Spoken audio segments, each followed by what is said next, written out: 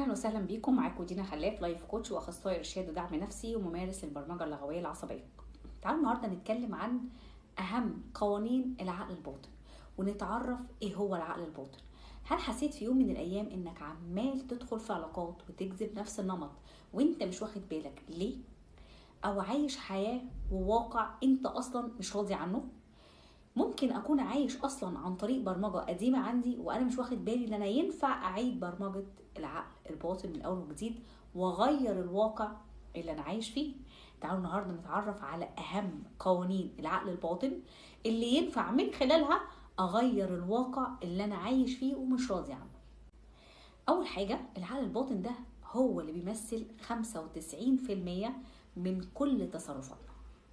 يعني الواعي اللي هو خاص بالتفكير والمنطق والتحليل 5%.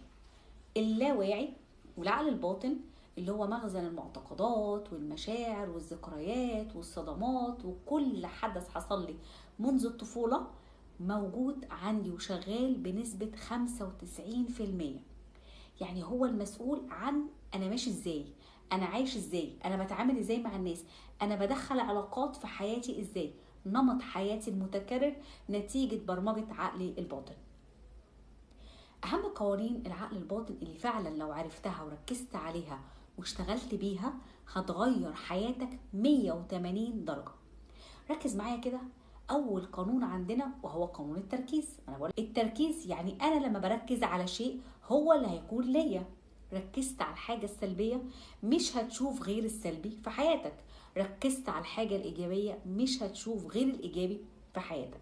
فعقلك هنا هو خدام عندك، بيقولك شبيك لبيك، انت عايز تشوف ايه، انت مركز على ايه. كل ما حطيت انتباهك وطاقتك في حتة معينة هو بيزيد لك من الحاجة دي فهنا شوف انت تركيزك وانتباهك رايح فين. فده القانون الاول. عايز اقولك على حاجة مهمة جدا، ان عقلك الباطن لا يميز ما بين الحقيقة والخيال.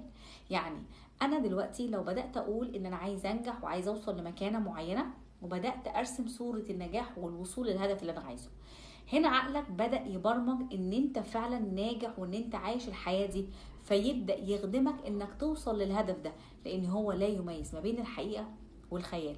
فينفع اضحك عليه؟ طبعا، وتكون في صالحك النقطة دي، ان انت بدل ما تقعد تتخيل الأسوأ وتتوقع الأسوأ، ابدأ تخيل الحياة الجميلة الإيجابية عشان تبدأ تخدم هدفك اللي انت عايز توصله. من اهم قوانين العقل الباطن قانون الإيمان. اللي انت بتؤمن بيه جواك هو اللي هيكون لك في الحياة.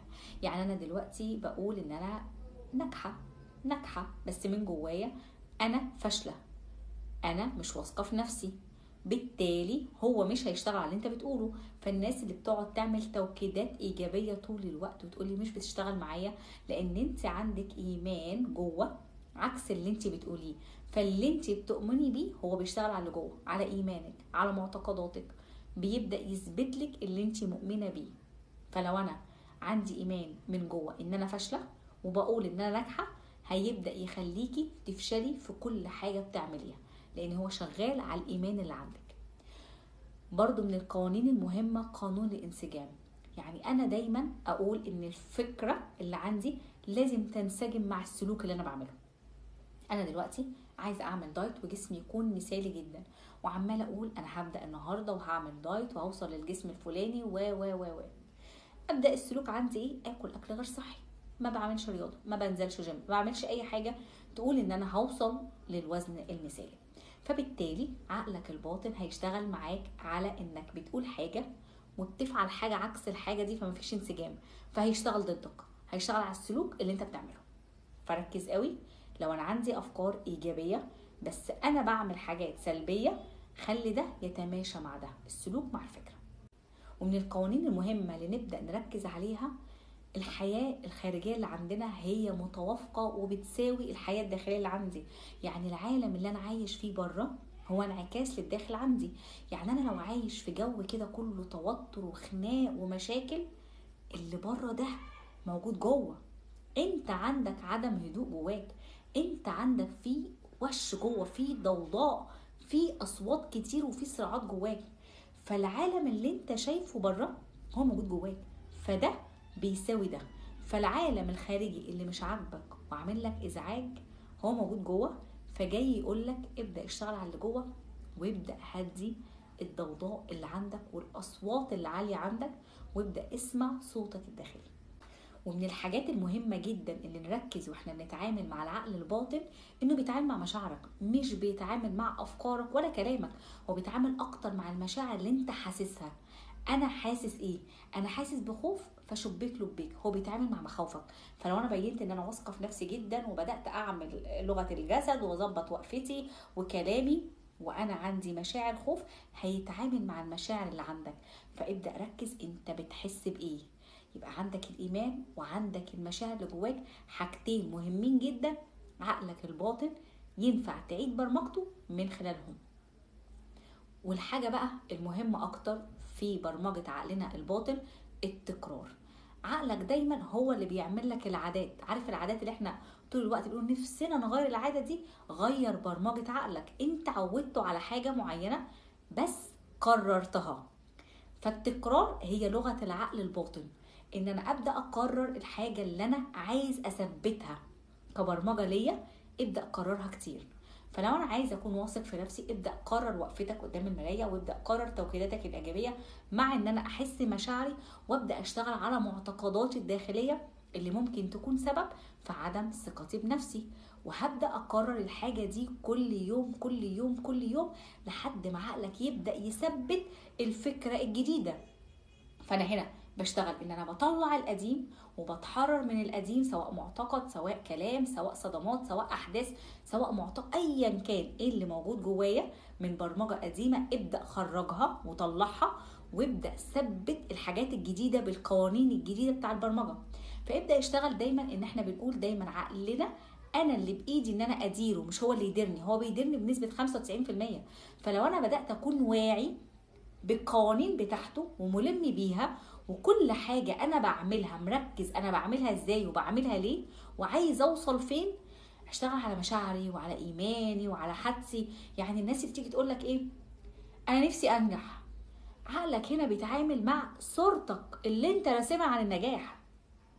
ما ينفعش أقول أنا هنجح وهوصل بس أنا راسم بصورة جوايا عن النجاح إنه صعب جدا وشاق جدا ومؤلم جدا. هيشتغل مع الصورة الذهنية اللي جواك، فهيبدا عقلك يبدا يحميك، فمش هيخليك تنجح ومش هيخليك توصل، لانه بالنسبه له مش بيحب التغيير، مش بيحب الالم ليك. فانت بالنسبه لك الصوره الذهنيه عن النجاح فيها وجع وفيها صعوبه، هيحميك ويعمل لك درع حمايه ويخليك ما تنجحش وما توصلش لاهدافك. فركزوا يا جماعه على كل حاجه موجوده جوانا من مشاعر واحساس وصوره ذهنيه وافكار انا عماله افكر فيها وكلام عماله اكرره وبرمجه قديمه عندي.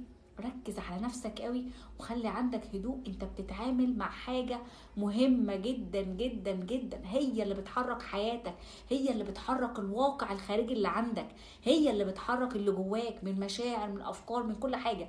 فلو انا بدأت اركز ان انا ماسك ادارة عقل الباطن، وبدأت افهم قوانينه واكتبها قدامي وارصها، وابدا اشوف اهدافي ايه، واكون عندي وعي انا عايزه اوصل لفين، وايه الصوره اللي انا راسمها عن الهدف ده، وايه الكلام اللي جوايا عن الهدف ده. زي بالظبط الناس اللي عندها مشكله في المال وطول الوقت بيعانوا من المال، ابدا شوف معتقداتك ايه عن المال. فهنا في مخاوف، في معتقدات، ابدا خرجها وطلعها. معتقداتي عن النجاح، معتقداتي عن الحياه. ابداوا يا جماعه اشتغلوا مع عقلكم الباطن بصوره واعيه، بصوره ناضجه.